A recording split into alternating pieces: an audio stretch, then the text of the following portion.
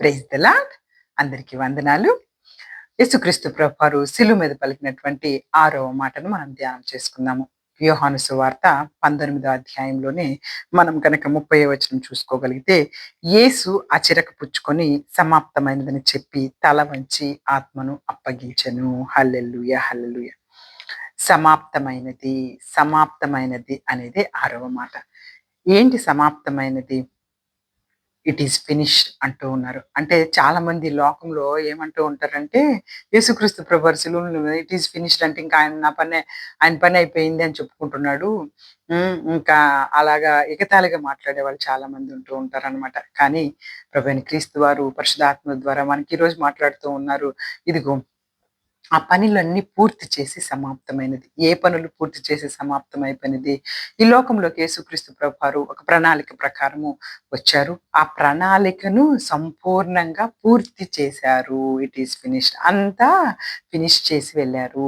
యేసుక్రీస్తు ప్రభువారు ఈ లోకంలోకి వచ్చింది నలిగిన వారి కొరకు, చెరలోనున్న వారిని విడిపించుటకు, పాపుల కొరకు, బీదల కొరకు, అపవాది కార్యాలను లయం చేయుట కొరకు, నశించిన ఆత్మలను రక్షించుట కొరకు ఆయన ఈ లోకంలోకి వచ్చారనే విషయము మనందరికీ తెలుసు.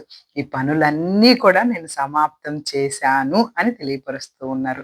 యేసుక్రీస్తు ప్రభువారు మానవుల యొక్క పాప క్రయధనము చెల్లించటానికే ఈ లోకంలోకి వచ్చారు. ఆ పాప క్రయధనంను నేను ఇక చెల్లించాను, సమాప్తి చేశాను ఈ పని. అలాగే సాతాను యొక్క క్రియలను నేను లయపరిచాను, ఆ పని సమాప్తం చేసేసాను. నలిగిన వారిని నేను రక్షిస్తున్నాను, చెరలో ఉన్న వారిని విడిపిస్తూ ఉన్నాను. అలాగే అనేకమైనటువంటి బాధలు, ఇబ్బందుల్లో ఉన్న వారిని స్వస్థపరిచాను.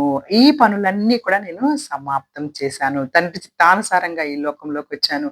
తండ్రి చిత్తాలన్నిటినీ కూడా నేను సంపూర్తి చేసి ఆయనకి ఇష్టడైనటువంటి కుమారుడిగా ఈ లోకంలో ఉన్నానన్న విషయాన్ని, సమాప్తమైనదన్న విషయాన్ని దేవుడు తెలియపరుస్తూ ఉన్నారు. హల్లెలూయా! హల్లెలూయా! ఇంకను చూడండి, ధర్మశాస్త్రాన్ని ఫినిష్ చేశారండి. ధర్మశాస్త్రంలో రోమపత్రికలో గనుక మనం ఒకసారి చూసుకోగలిగితే 10వ అధ్యాయము 4వ వచనంలో అందరం కనుక తీయగలిగితే చూడండి, రోమపత్రిక 10వ అధ్యాయము 4వ వచనంలో, విశ్వసించు ప్రతి వానికి నీతి కలుగుటకై క్రీస్తు ధర్మశాస్త్రమునకు సమాప్తి అయి ఉన్నాడు. హల్లెలూయా! హల్లెలూయా! ధర్మశాస్త్రమునకు సమాప్తి అయినాడు. అంటే ధర్మశాస్త్రము మనకేం తెలియపరుస్తుంది అంటే పాపం ఎట్టిదో తెలియపరుస్తుంది. అంతే తప్పించి దానికి ఏ విధంగా మనము రక్షణ పొందాలనేది యేసుక్రీస్తు ప్రభువారి దగ్గర మాత్రమే మనకు అన్నీ కూడాను తెలుసు కదా. చూడండి, ఇప్పుడు అంటే ఒక మిర్రర్, ఒక అద్దం ముందుకు వెళ్తే ఆ అద్దంలో మన మచ్చలన్నీ ఇక్కడ ఉన్నాయి మచ్చ, అక్కడ ఉన్నాయి మచ్చ అని చూపిస్తుంది అద్దం. ఆ మచ్చలను ఎలా తీసేసుకోవాలి అనేది యేసుక్రీస్తు ప్రభువారి యొక్క రక్తంలో మాత్రమే తీసేసుకోగలుగుతాం. అలాగే గోతిలో పడిన వారికి నువ్వు గోతిలో పడ్డావు అని చెప్పేసేసి ధర్మశాస్త్రం తెలియపరుస్తుంది. కానీ ఆ గోతిలో నుంచి బయటకి తీసుకురాగలిగిన రక్షణ కార్యం అనేది యేసుక్రీస్తు ప్రభువారి దగ్గర మాత్రమే ఉందన్న విషయాన్ని మనందరికీ తెలుసు కదా. ఈ యొక్క ధర్మశాస్త్రానికి సంబంధించిన విషయాలను వాటన్నిటిని కూడా యేసుక్రీస్తు ప్రభు సమాప్తి చేసి ఉన్నారు. లేఖనములన్నీ ఆయన ఆయన గురించి రాసినటువంటి పాత నిబంధనలోని ఎప్పటి నుంచి అయితే ఆయన గురించి లేఖనాలన్నీ రాసిన ఆ లేఖనాలన్నిటిని కూడా యేసుక్రీస్తు ప్రభువారు సమాప్తి చేశారు. హల్లెలూయా! హల్లెలూయా! సాతాను అధికారాన్ని సమాప్తి చేశారు. బలులన్నిటిని మన పాత నిబంధనలో ప్రతి తప్పుకి కూడా ఒక బలులు నర్పించుకునేటటువంటి అలవాటు ఉండేది. ఆ బలులన్నిటినీ కూడాను ఆయన సమాప్తం చేసేశారు. ఒక్కసారే పస్కా పశువుగా ఆయన మనందరి కొరకు బలి అయిపోయి, ఇక నుంచి మీరు ఎటువంటి బలులు అర్పించాల్సిన పని లేదు. నేనే ఒక్కసారిగా బలి అయిపోయాను. ఇదిగో ఇక నా దగ్గరకొచ్చి నన్ను విశ్వసించి ప్రతి వానికి నిత్య జీవం ఇస్తానన్న వాగ్దానము యేసుక్రీస్తు ప్రభువారి ద్వారా తండ్రి అయిన దేవుడు మనకి ఇచ్చి ఉన్నారు. కాబట్టి విశ్వసించటమే మనము నీతిమంతుడైనటువంటి ప్రతి ఒక్కళ్ళము కూడా మన నీతి కార్యాల వలన మనము గొప్పవారము కాలేమండి. కేవలం ప్రభువునందు విశ్వాసం ఉంచడం వల్ల నీతిమంతులుగా తీర్చబడుతున్నాం.